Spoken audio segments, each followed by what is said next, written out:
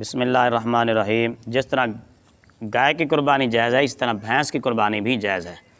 کیونکہ بھینس گائے کی ایک قسم ہے۔ تاج العروس میں، المنجد میں، المعجم الوسیط میں، المصباح المنیر میں تمام اہل لغت نے اس بات کی تصریح کی ہے، الجاموس نوع من البقر، بھینس گائے کی ایک قسم ہے۔ امام مالک رحمۃ اللہ تعالیٰ علیہ جو اہل مدینہ کے امام ہیں، موطا امام مالک کے اندر اور امام ابو بکر عبد الرزاق مصنف عبد الرزاق میں، اور علامہ ابو الحسن برہان الدین الفرغانی ہدایہ شریف کے اندر، اور علامہ ابن عابدین فتاوی شامی کے اندر تصریح کرتے ہیں کہ بھینس جو ہے وہ گائے کی ایک قسم ہے۔ ابن تیمیہ نے مجموعۃ الفتاوی کے اندر لکھا کہ الجوامیس بمنزلۃ البقر، بھینسیں بمنزل گائے کے ہیں۔ اور مفسرین میں سے امام ابن ابی حاتم نے اپنی تفسیر ابن ابی حاتم میں، اور علامہ جلال الدین سیوطی نے تفسیر در منصور میں، اور علامہ شوکانی نے اپنی تفسیر فتح القدیر میں، اور صدیق حسن خان بھوپالی نے اپنی تفسیر فتح البیان فی مقاصد القرآن کے اندر ثمانیۃ ازواج کے تحت لکھا ہے الجاموس والبختی من الازواج ثمانیۃ، بھینس اور بختی اونٹ یہ ثمانیۃ ازواج جو 8 جوڑے اللہ نے حلال کیے ہیں، یہ ان میں شامل ہیں۔ علامہ احمد بن محمد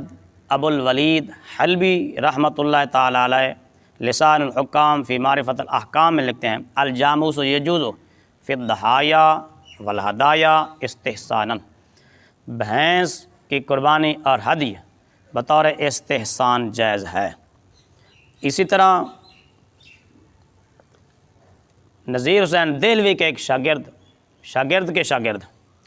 عبید اللہ رحمانی مبارک پوری نے مشکات کی شرح لکھی، جس کا نام ہے مرآۃ المفاتیح شرح مشکات المصابیح۔ اس کے اندر بھینس کی قربانی پر انہوں نے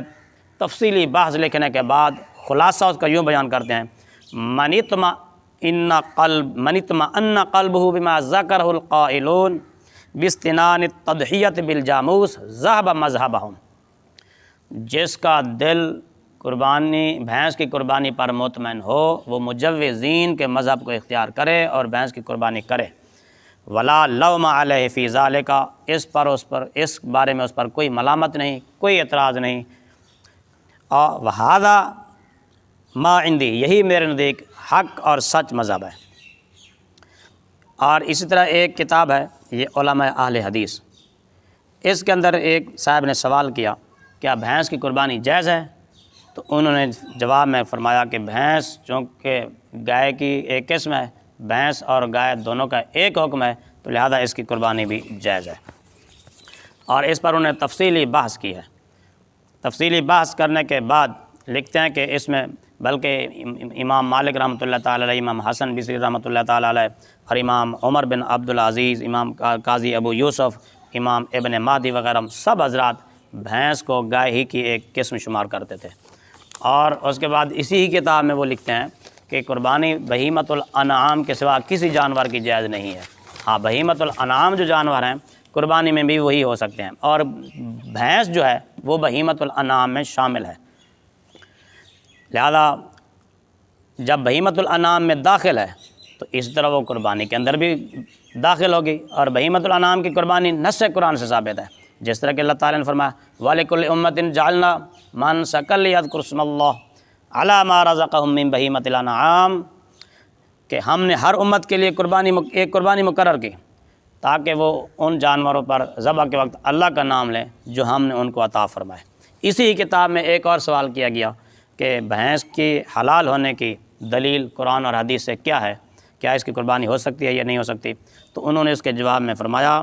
حرام جانوروں کی جہاں فہرست دی گئی ہے قُلْ لَا أَجِدُ فِي مَا أُوحِيَ إِلَيَّ مُحَرَّمًا عَلَىٰ طَاعِمٍ يَطْعَمُهُ إِلَّا أَن يَكُونَ مَيْتَةً أَوْ دَمًا مَّسْفُوحًا آلایا، کہتے ہیں کہ اس فہرست میں بھینس کا ذکر نہیں آیا، لہذا یہ جانور جو 4 ذکر کیے گئے وہ حرام، بھینس اس میں داخل نہیں ہے، لہذا بھینس حلال ہوئی۔ اور فرماتے ہیں کہ اہل عرب گائے کو بھینس ہی میں شمار کرتے ہیں۔ حجاز مقدس میں چونکہ بھینس کا وجود نہ تھا، اس لیے اس کی قربانی نبی پاک صلی اللہ علیہ وسلم کے عمل سے یا صحابہ کرام کے عمل سے ثابت نہیں۔ ہاں اگر بھینس کو گائے کی قسم سے شمار کیا جائے، اس کی جنس سے مانا جائے، جیسا کہ احناف کا قیاس ہے، جیسا کہ ہدایہ وغیرہ میں انہوں نے لکھا، یا بہیمۃ الانعام کے عموم پر نظر ڈالی جائے، تو اس کی قربانی کے جواز کے لیے یہ علت کافی ہے۔ پھر آگے اسی ہی کتاب میں لکھتے ہیں فتاوی علماء اہل حدیث کے اندر فرماتے ہیں کہ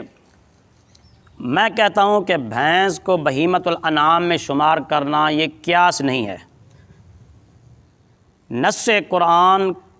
جو بہیمۃ الانعام ہے، یہ نص قرآن کی یہ عام ہے، اس کے کئی افراد ہیں، اس میں بھیڑ ہے، بکری ہے، گائے ہے، اور بہیمۃ الانعام کے اندر بھینس بھی انہی کا ایک فرد ہے۔ تو لہٰذا بہیمۃ الانعام کی قربانی جب نص قرآنی سے ثابت ہوئی اور بھینس بھی انہی میں داخل ہے، تو بھینس کی قربانی بھی نص سے ثابت ہو گئی۔